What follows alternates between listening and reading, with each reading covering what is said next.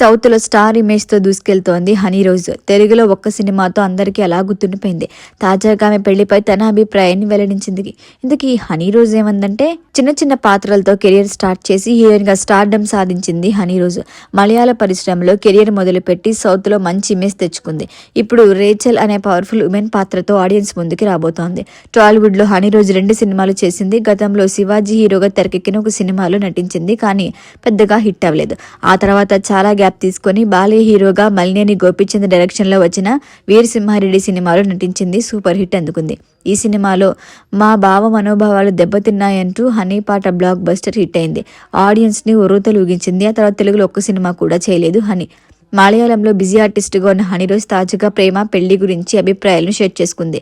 ఈ కాలంలో ఆదర్శవంతుడు అంటూ ఎవడూ దొరకరని, ఎవరిని చేసుకున్నా సర్దుకుపోవటం ముఖ్యమని అన్నారు. హనీ రోజ్ ప్రేమ పెళ్లికే ఊటేసింది. దీంతో హనీ పెళ్లి ఎప్పుడా అని అభిమానులు ప్రశ్నిస్తున్నారు. హనీ రోజ్ ప్రధాన పాత్రలో నటిస్తున్న కొత్త చిత్రం రేచల్ డిసెంబర్ 12 థియేటర్లోకి రాబోతోంది.